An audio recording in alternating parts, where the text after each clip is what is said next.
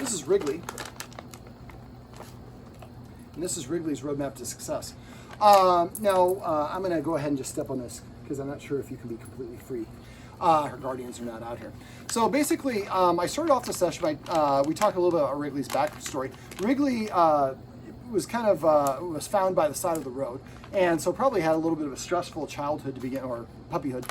And then was probably in shelters and, you know, all that rescue group and all that fun stuff. So instead of being with her mother in a comfortable, safe environment, there's a lot of unknowns, and that can cause some anxiety. And those are fear periods that puppies go through. And if a puppy goes through a fearful situation during a fear period, that can stick with them for a long time. I think a little bit of that was what's going on here. The guardians have they've moved around a couple times. I think that's part of, it's been a contributing factor, is now she's in a neighborhood that's pretty busy. There's a lot of kids and some dogs, and I think she's just kind of a little bit anxious. So we started talking about exercise, really talked about the things that she likes to do. So first thing I want the guardians to do, I want them to come a list of the 5 things that Wrigley likes to do the most. What are her favorite things to do? It could be belly rubs, scratches on the ear, playing fetch, or whatever it is. Try to make a goal to make sure she has at least one of those things occur a day. Obviously, more would be better. But we want to start building in some of the things that she truly enjoys that we're associated with. Now, she's a happy dog. She loves her guardians and all that fun stuff. But the guardians struggled a little bit on coming up with her 5 favorite things. So let's try to identify, and if we can't find 5, let's try to explore puzzles and games and different things. Try to find a couple more things that she likes so that we have some things to distract her and help her recharge her batteries and unwind and relax. We also talked about exercise. The guardians, and before I get to it, I'm looking at a bucket of toys over here.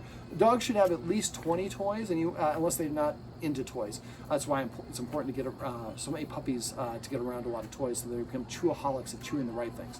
The guardians had a rawhide. Rawhides are soaked in formaldehyde, bleached, and ammonia to make them look nice, but there are a lot of nastiness in it, and since dogs ingest them, I'm not a big fan of that. So I'd recommend bully sticks instead. The card that I give you, that's if it's still here, it's probably stuck to your table there. For the green spot, go in there and buy some bully sticks. Cow kneecaps are my dog's absolute favorite, and that's good for about 5 to 10 different chewing sessions. So a lot of bang for your buck there. Get another water buffalo horn. Make sure this one's thick so it doesn't splinter on the end like the one that you have now. Get a couple nylobones of different flavors. They come in chicken, barbecue, bacon, all that fun stuff. And don't get the same ones, get different ones. All right, so we talked about exercise. There's a big field that the guardians take her to play fetch in because their backyard is a little bit snug. The dog, it takes a little bit of time to get there, then they exercise her till she's exhausted, then come back. That's a wonderful form of exercise. But then Wrigley's going to sleep, and then she's going to wake up and need more exercise. So I always tell my clients, just like parents, we're not waiting for our child to be cranky because of lack of sleep. We are proactive in terms of making sure that we get that sleep in there on time. So I'd like you to be a little bit more proactive, or considerably more proactive, in terms of getting Wrigley some exercise. So remember, dogs sleep about 13 to 15 hours a day, her size, and so she needs exercise every 2 to 4 hours. Minimum of 1 hour of exercise a day. So remember to exercise with an empty stomach and max it out the first time. Doggy Stairmaster. We can also do the scent games. Google scent games. There's a lot of different options for that. We can also play fetch. Get in the snuffle mat and get an Omega Paw treat ball. Now, an Omega Paw treat ball, you'll might have to roll around a little bit. But you have a friend that comes over and she's nervous, that's a great thing to load up. I put mostly kibble in it, but I would put a couple of these in there as well, as they're fresh. The dogs, the smell is the most important thing to dogs. These are chicken liver and they have a strong aroma because there's no preservatives. So if you put that down and the humans are ignoring her and she's nudging this thing around and getting treats, she's having a positive experience while people come over. Now, she likes people, she's not nervous. She's a little bit anxious, I guess, around new people.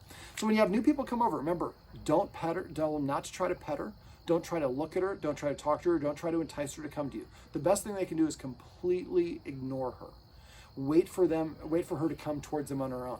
Now, if she won't, one of the little tricks I do, sometimes, I don't have any treats in my pouch, but is I'll pull out a treat like this. Now she's already coming over. But I might put it, toss it on the floor. So if the guest is 10 feet away over here, I'm the guest and the dog's 10 feet away over there, I might give the guest some of these, or better yet, get one of these things. This is a mini treat pouch by PetSafe. Get the mini, the small is like this big. And so load it up with treats. So every time a guest comes over, now they smell like these delicious treats that Wrigley really likes. And then what you have them do is if the dog won't come over, you can have her take one out, throw it halfway between Wrigley and the person, and don't say, hey, Wrigley, look. Just wait for Wrigley to be two looking, or watching, and then throw it on the ground then. She comes over and licks it up and moves away. Let her continue to do that. Remember, when you go to pet a dog, come here, Wrigley, sit. So when you go to pet a dog, now, this is different because I've been here and I've showed her respect for her personal space on it. When I reach to pet a dog, I go like this. Now, see how she reached in? So I reached to pet her. See how she turned away there? That's her way of saying, I don't want you to pet me. We continue petting them anyways. And that tells the dog the human's not listening to me. So don't trust them. So keep some distance or bark or growl at them. Never correct a dog for baring its teeth, growling, air biting. If it's air biting, you let it get too close. You didn't manage the situation. But baring the teeth, growling, snipping, all those things, the dog's way of saying, I disagree. You don't want to ever say no. Sit. You want to increase the distance away so the dog sees that you handled the situation. Otherwise, the dog's saying, I disagree with that, and then the humans told me to shut up. So they're not listening to me, so I have to handle it myself. I'm going to go nip and bark and attack or lunge or whatever it is to the other dog to achieve what I'm looking for. Remember, the best thing you do is if your dog's reactive is increase distance. So when you have guests come over, tell them to ignore her, give them this treats, and once she's kind of settled down and she stops snapping her head around, they can throw a treat on the floor where she comes over and gets it. Keep throwing those treats until she comes and her feet are underneath her. Remember, if she's leaning away or has one of her feet back here leaning towards the guest or whatever, she's saying, I'm uncomfortable. So watch her body language. Look at her ears, look at her tail, look at her, is she holding her breath? There's books on this. There's a great book, Wrigleys wrote a book called Calming Sit. It's a very, very short book where it talks about how she knows her dog's had a very powerful influence on other dogs by looking away, giving the cutoff signal, some of the things we went over in the video above. And so if the dog sees that the humans are listening to me, they're giving me space, they're not trying to push for more than I can take, and they're waiting for me to come to them, that makes her feel more comfortable. A couple of polite things for dogs when guest comes over is to ignore the dog completely, wait for the dog to come up and sniff on her own. Not calling, let her come up so she comes to me. And then when she sits, and then when she does, still avoid reaching over and petting her and doing all those things. Just have her practice, I can approach this person, nothing bad happened. Then when the person goes, I would again probably put the treats on the floor. At first it's, halfway distance between me and the dog, then a little bit closer, a little bit closer. You're kind of breadcrumbing her so she comes closer and closer to you. And eventually when it gets to the point where she comes close enough where she can take one from your hand, when you do that, you'd like to hold it out to your side like this. Front facing, especially towering over a dog, can be very intimidating to dogs. So if somebody that she doesn't like or she's fearful of, make sure that person is positioned sideways and hopefully sitting down. I don't know if you can hear it, but there's a baby crying in the house over there. That can cause stress for mothers of the baby, but it definitely can cause stress in dogs. So remember to keep an eye out for auxiliary things, a lawnmower, baby crying, an alarm that's going off next door. Those things can be a contributing factor and can cause the dog to be a little bit stressed out. All right, let me see, what else? All right, we talked about exercise. I guess we didn't fully complete that. So the Doggy Stairmaster is one. Scent games, you should Google. Feeding out of a snuffle mat or a make a paw treat ball, as well as letting her sniff as much as she wants to on walks, playing fetch. So the idea is I want you to max out the first time and then kind of figure out how many fetches she needs before meeting a new person, how many fetches she needs before a walk, how many up downs in the stairs before we're going to try to do some bat session with her around another dog or whatever the case may be. There's going to be different amounts of exercise for different activities. Once you identify what that is, it makes your life a lot easier. Also, remember when she comes up and she nudges you and she brings you the ball and she's shoving the ball at you, she'll do that like for 5, 10, 15 minutes. And then you get frustrated the whole time. Second time she does it, say, I should interpret that as she needs some exercise. Take her to the stairs, do the Doggy Stairmaster real quick, put the treat ball on the ground, play fetch or whatever it is. So you want to be proactive, like I said, about her exercise. And instead of interpreting her as being mean, or naughty, I failed to get her the exercise that she needs. So let's go for a quick walk. Let's do this. Let's do something that we need to do to burn that energy. So if she nudges you, throws the ball at you a couple times, go do the Doggy Stairmaster for 2 minutes, 3 minutes, and go sit down and watch the game or doing what you're doing. She's going to come and lay at your feet and be very content, and you're both happy. All right, we also talked about we talked about some dog psychology stuff. So remember, anything your dog is doing when you pet it is what you're specifically rewarding. If you pet a barking dog, you're going to get a dog that barks more. If you get a dog that jumps up on you when you come home, it's going to jump up on you and your guests more and more often. So this works for good behaviors and for bad behaviors. So, and I'm going to talk about petting with a purpose as a way of doing it for good behavior, same thing with celebrating, or what I call passive training. So basically, anything your dog is doing when you pet it is what you're specifically rewarding. Dogs learn through repetition, consistency, and good timing. You have 2 seconds to correct or reward your dog for them to have the ability to make that connection. But it has to be repeated a number of times consistently before that light bulb goes over their head. lack of consistency is one of the biggest problems that dogs have with humans. So let me see. Also, anything the dog does in your presence that you don't disagree with is looked at as having your seal of approval. And the last thing is good attention and bad attention for dogs is pretty similar. Now, anything the dog does in your presence that you don't disagree with part is important, because dogs go through life probing to see where the boundary or limit or the edge is, as well as who the leaders are in that department, because they're the ones who enforce those rules. If we don't have any rules, dog sees as a peer, then listening to us is optional. Additionally, if lost my train of thought a little bit. But if the dog, one of the things we need to make sure that we're doing is we're just putting the dog in that position to succeed by creating these situations where people come over, they know to do the right thing, not the wrong thing. All right, so basically, I guess that's the end of, or the learning, that's where I lost my train of thought. So basically, dogs are probing, and we take it personal when they probe over and over again. The reason they probe over and over again is usually we're inconsistent. So remember, try to create those scenarios where when you have the time, you can help the dog practice staying out of the kitchen, or on the, using the exercise I showed you on your patio. You can help the dog practice leaving the rooms, or whatever these things are. So you got to help your dog practice doing these things. Make it the easiest version of the situation, or a situation that's sufficiently easy for the dog to be able to achieve it. Then break it up in individual slices. Help the dog practice step one or slice one over and over and over again. The dog behaves the whole way. So if it's preparing my dogs for putting the dog on a leash. Leash is right here, by this white thing right here. So basically, I tell the dog, I walk to the leash, I tell the dog to sit. When the dog sits, I reach for the leash, she gets up. I pull my hand back down, I say sit. If she sits, I reach again. She gets up, I put my hand back down and say sit. As soon as she sits, I reach for it again. She gets up, I pull my hand and drop my hand and say sit a third time. The fourth time, I reach again, she gets up, I just put my hand down and I just look at her. Most times the dog will sit down because she just did it 3 or 4 times in a row. And you keep doing that. At first, you only reach this far before she gets up, and you drop your hand. Then this far, then this far, then this far. Then you can eventually pick up the leash. Then you jiggle the leash. But at any stage when the dog doesn't behave the way that you want, you stop what you're doing, and you go back, practice that step or the previous step over and over till the dog does what you want. Now, some of the rules that we talked about are not being allowed in the kitchen when we're preparing food, not being allowed around people who humans are eating. And there's probably other rules you can incorporate.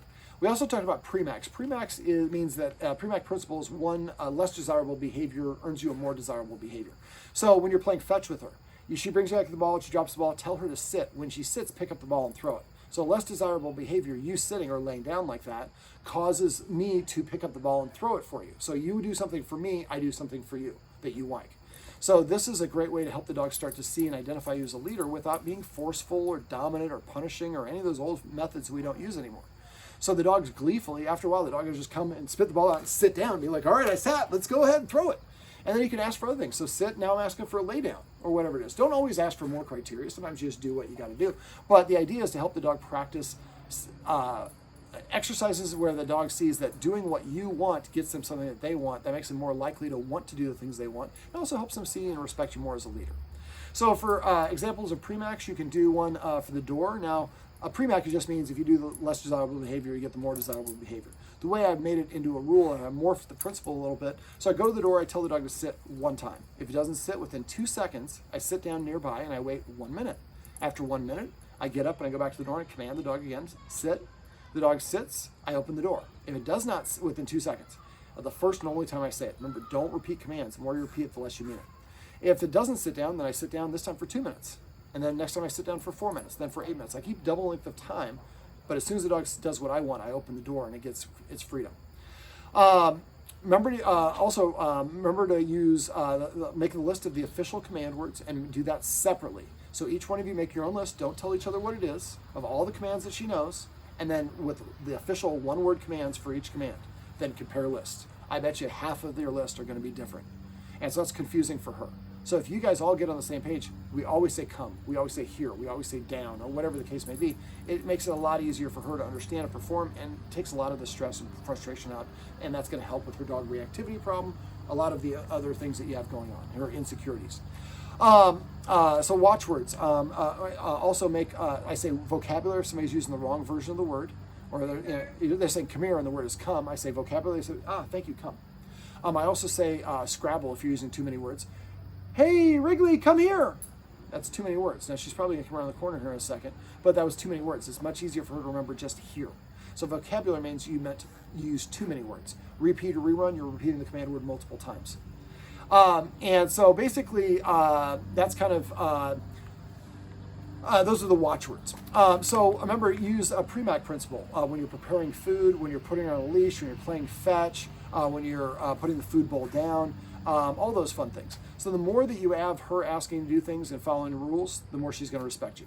Now, we also talked about petting with a purpose. A lot of people pet their dogs, and I talked about this earlier, at the wrong times. Anything your dog's doing when you pet is what you're reinforcing. So your dog jumps up on you, pet it, you're reinforcing the jumping. So what we want to do instead is next time the dog comes up and nudges you, remember, leaders tell, followers ask.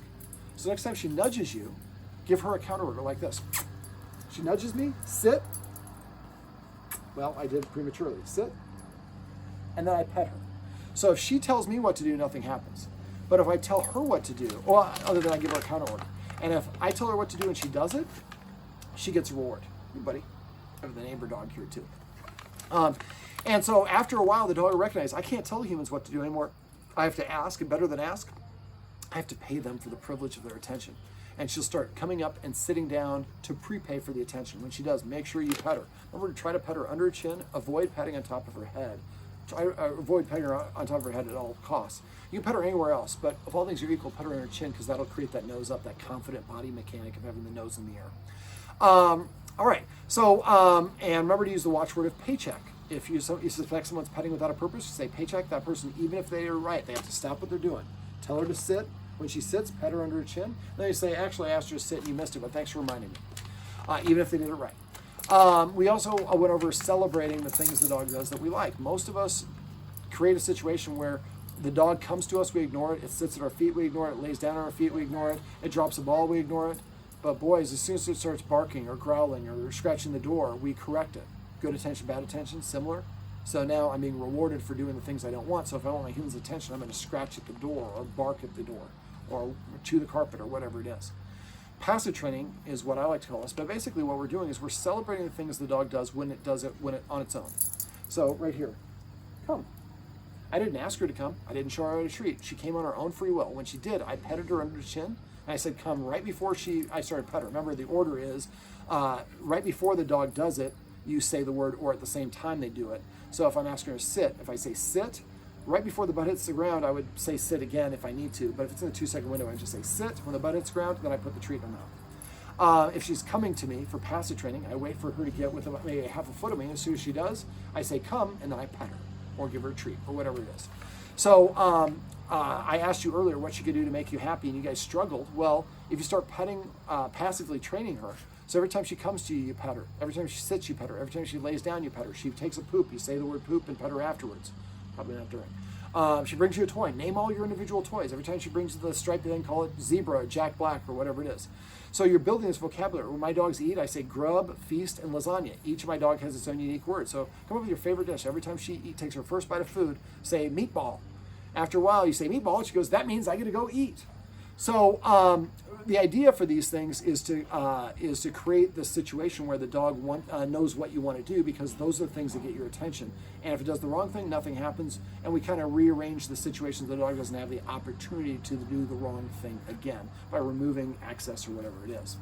But the petting with a purpose, I think the thing that's going to make a huge difference for you guys is the doggy stairmaster. Throwing those treats up and down the stairs. I've had so many clients tell me it's a game changer. Now again, you can do fetch and the other things as well, but the doggy stairmaster is very quick. Remember, before you have guests come over, before you practice the bat exercises or do the click for looks or the thing in between the house or whatever it is, appropriate amount of exercise. Make sure she always has 10 minutes to rest after the exercise ends before the next thing starts. Otherwise, she'll be worse performed. She'll be worse behaved. All right, we also, let me see, I went over some body language and how to disagree using body language and movement, but I'd like you also to really start studying her body language. When she's nice and relaxed, look at her tail, look at her head, look at her ears, look at her breathing and her overall body posture. And just focus on one or two of those at a time. So when you're on her walk, remember the corners of the mouth. If her mouth draws back this way, more elongated than normal, then that's either submission or fear. If it starts coming forward, that means I really don't like it. I'm kind of, not necessarily aggressive, but more in that family. More confident or assertive or things along those lines. So if you start recognizing this little thing, so one of the things the guardian mentioned is that She sees they see 8 of these body language signals from them, and then she reacts. Remember, your job is to make sure that she doesn't react. So as soon as you're out walking her or whatever it is, and you see the lips come back, or you see her stare, or lower her head, or lick her lips, or yawning, or breathing heavy, or holding her breath, her hackles go up, her tail goes up, you get stiff, mouth goes from open to closed. Those are your warnings. So when you recognize those, if you get her out of there, she doesn't have to go to the next level. And the more she practices not going to the next level, the less likely she's going to be. Now, we didn't go over in the video, but we did talk about it in front. When you're on walks with her, make sure you take the clicker. At first, between every driveway, stop short whenever you want, and then tell her to sit. When she sits, click the instant that she sits, and then pop the treat in her mouth, and then keep on walking. So after a while, she starts to associate. She's going to start checking in with you. And remember, on a regular walk, when you're not asking for the sits, every time she looks up at you, just pet her and say that focus. That's that celebrating that passive training. But now she's paying more attention to you on the walk and less attention to everything else. Also, remember to practice your U-turns. So maybe twice or 3 times every block. Start walking and then just kind of turn, make a kissing sound, and when she comes and she's turning facing the same direction, give her that treat, walk 5 paces this way, then repeat and U-turn again and walk this way. So she's gonna be like, every once in a while, like a couple times a block, my humans just do a circle or do a turn around for no reason. That way, when you're coming on a walk and you see a dog in a loose in the yard or comes around the corner and you see it before she does, or you see it as soon as she does, you say turn, she turns with you, and now you walked away, you increase the distance. You manage the situation so she didn't have to. The more that you do that, the less that she's gonna feel like she needs to. But beware of her. Like I said, if she turns her head or backs away, even though she loves you, there are times where we don't want to be touched, even by those that we love. So the more that she sees that you're listening to her, the better. Now, if you have problems with the bat training or the click for looks or any of that stuff, make sure you text me. If I don't hear from you, I'm assuming that means everything's going great. So I have a lot of other tips and tricks that we can use, and there's other videos I can share with you. We might need to come back and set up a bat training session or 2, or we create a situation where she's around these other dogs in a controlled situation, or we help her practice not being reactive, and the humans practice reading her body language. But I want you to focus on this stuff and watch this video again in about a month. My clients who get the best results are the ones who come back and watch this second time. Here. Sit. Well, this beautiful girl is Wrigley, and this is Wrigley's Roadmap to Success. Remember, everything you do trains your dog. Only sometimes you mean it.